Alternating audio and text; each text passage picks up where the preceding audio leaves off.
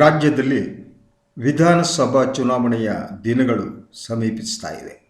ಈ ಹಿನ್ನೆಲೆಯಲ್ಲಿ ಕಾಂಗ್ರೆಸ್ ಮತ್ತು ಬಿಜೆಪಿಯ ನಡುವೆ ವಾಕ್ ಸಮರ ನಡೀತಾ ಇದೆ. ಈಗಾಗಲೇ ರಾಜ್ಯ ಸರ್ಕಾರ ಭ್ರಷ್ಟಾಚಾರದ ಆರೋಪವನ್ನು ಹೊತ್ತಿದೆ. 40% ಕಮಿಷನ್ ಆರೋಪ ಬಿಜೆಪಿಯನ್ನು ಕಂಗೆಡಿಸಿದೆ.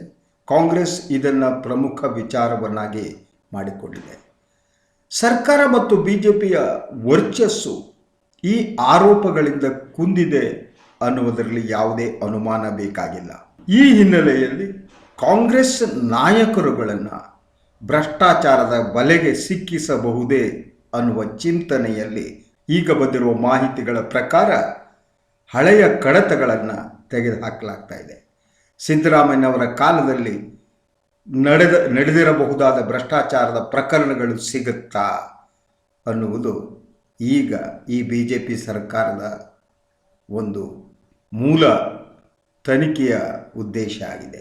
ಸೊ ಈಗ ಪತ್ರಿಕೆಗಳಲ್ಲಿ ಬಂದ ವರದಿಯ ಪ್ರಕಾರ ಏನು ಸೌರಶಕ್ತಿಯ ಟೆಂಡರ್ ಏನಿದೆ ಇದರಲ್ಲಿ ಅಕ್ರಮದ ವಾಸನೆ ಇದೆ ಎನ್ನಲಾಗಿದೆ.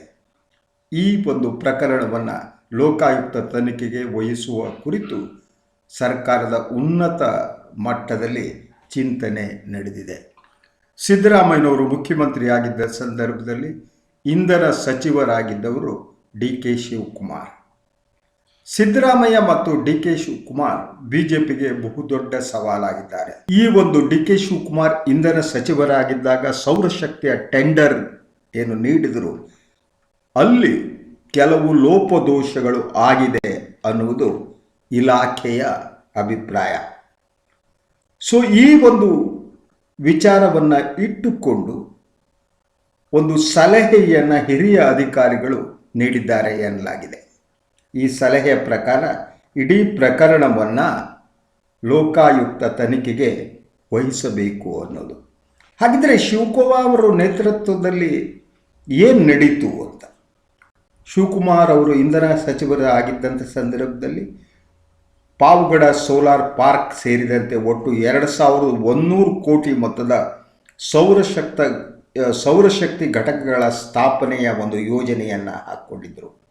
ದೀರ್ಘಾವಧಿ ವಿದ್ಯುತ್ ಖರೀದಿ ಒಪ್ಪಂದದಲ್ಲಿ ಭಾರಿ ಅಕ್ರಮ ನಡೆದಿದೆ ಅಂತ ಈಗಿನ ಇಂಧನ ಸಚಿವ ಸುನೀಲ್ ಕುಮಾರ್ ಅವರು ಕೂಡ ಆರೋಪ ಮಾಡಿದರು.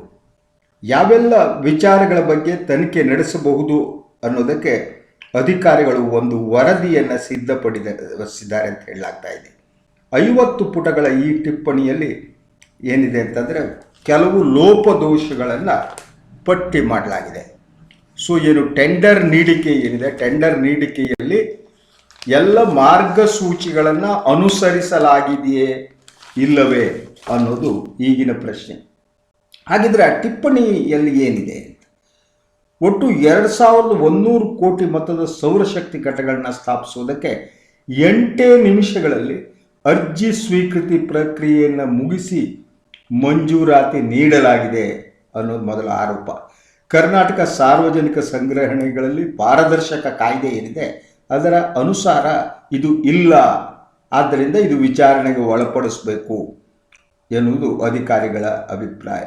1 ಮೆಗಾವಾಟ್ ಸೌರಶಕ್ತಿ ಘಟಕಕ್ಕೆ 7 ಕೋಟಿಯಿಂದ 8 ಕೋಟಿ ಹೂಡಿಕೆಯ ಲೆಕ್ಕದಲ್ಲಿ ಸುಮಾರು 330 ಮೆಗಾವಾಟ್ ಉತ್ಪಾದನೆಗೆ ಕೇವಲ 8 ನಿಮಿಷಗಳಲ್ಲಿ ಒಪ್ಪಿಗೆ ನೀಡಲಾಯಿತು. ಇದು ಸಾರ್ವಜನಿಕ ಹೊಣೆಗಾರಿಕೆ ನೀತಿಯ ಉಲ್ಲಂಘನೆ ಅಂತ ಹೇಳಲಾಗ್ತಾ ಇದೆ.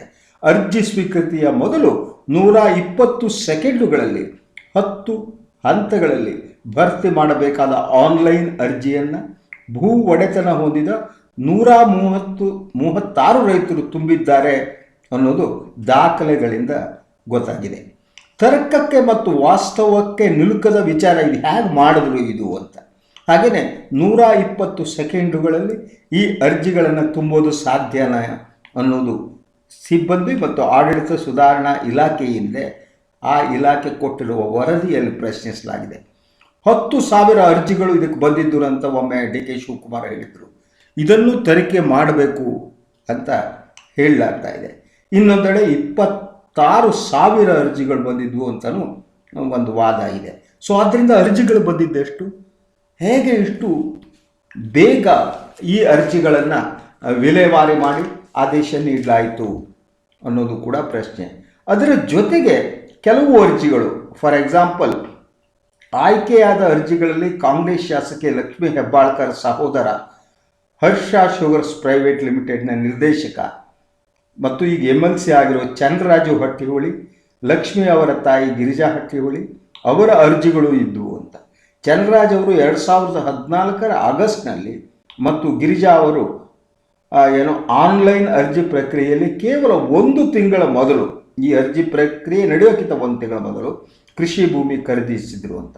ಈ 2 ಅರ್ಜಿಗಳನ್ನು ಆನ್ಲೈನ್ ಪ್ರಕ್ರಿಯೆ ಆರಂಭವಾದ 52 ಸೆಕೆಂಡುಗಳಲ್ಲಿ ಭರ್ತಿ ಮಾಡಲಾಗಿದೆ ಅಂತ. ಇದು ಪೂರ್ವ ಯೋಜಿತ ಅಂತ ಹೇಳಲಾಗ್ತಾ ಇದೆ. ಸೊ ರಾಜಕಾರಣಗಳಲ್ಲಿ ಇಂಥವರೇ ಪ್ರಾಮಾಣಿಕರು, ಇಂತಹರು ಭ್ರಷ್ಟರಲ್ಲ ಅಂತ ಹೇಳೋದಕ್ಕಾಗಲ್ಲ.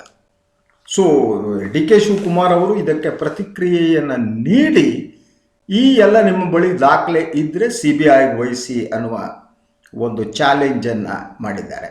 ಸೊ ಇದರ ಸತ್ಯಾಸತ್ಯತೆ ತನಿಖೆಯಿಂದ ಹೊರಗೆ ಬರುತ್ತೆ. ಸರ್ಕಾರ ಈ ಬಗ್ಗೆ ತೀರ್ಮಾನ ತೆಗೆದುಕೊಳ್ಬೇಕು. ಯಾರು ಭ್ರಷ್ಟರಾದರೂ ಭ್ರಷ್ಟತೆಗೆ ಶಿಕ್ಷೆ ಆಗಬೇಕು. ಆದರೆ ಇಲ್ಲುವ ಪ್ರಶ್ನೆ, ಭ್ರಷ್ಟಾಚಾರ ಕಾಂಗ್ರೆಸ್ನವರು ಮಾಡಿದರೆ ಮಾತ್ರ ಭ್ರಷ್ಟಾಚಾರನ, BJPಯವರು ಮಾಡಿದರೆ ಭ್ರಷ್ಟಾಚಾರ ಅಲ್ವಾ ಅಂತ ಇದನ್ನು ತನಿಖೆ ಮಾಡಿಸ್ಲಿ ಬೊಮ್ಮಾಯಿಯವರು. ಯಾಕೆಂದರೆ ಈ ಒಂದು ಟೆಂಡರ್ ಪ್ರಕ್ರಿಯೆಯಲ್ಲಿ ಹಗರಣ ನಡೆದಿದ್ದರೆ ಅದಕ್ಕೆ ಶಿಕ್ಷೆ ಆಗಲೇಬೇಕು.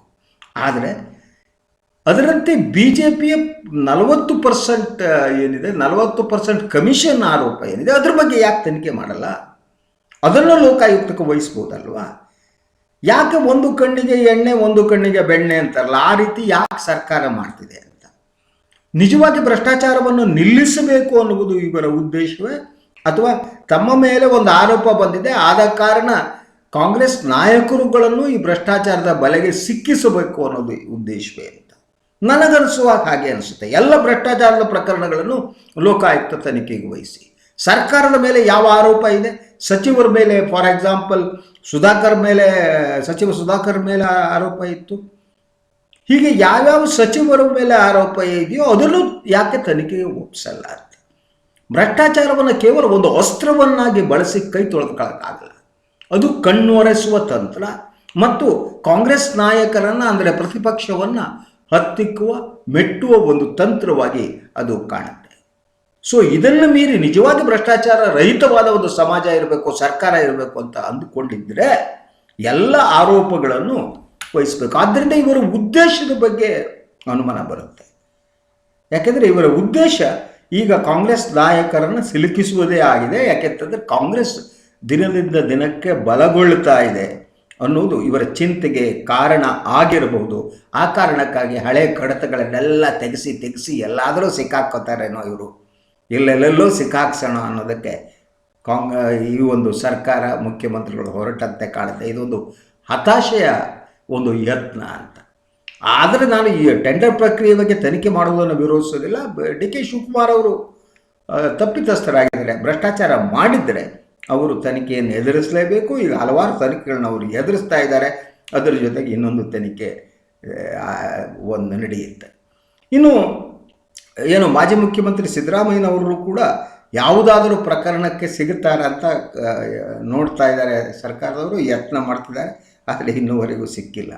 ಎನಿವೆ ಈ ಚುನಾವಣೆ ಬರುವ ಹೊತ್ತಿಗೆ ಈ ಒಂದು ಭ್ರಷ್ಟಾಚಾರ ಒಂದು ಪ್ರಮುಖ ಅಸ್ತ್ರ ಆಗತ್ತೆ ಅನ್ನೋದು ಮಾತ್ರ ನಿಜ.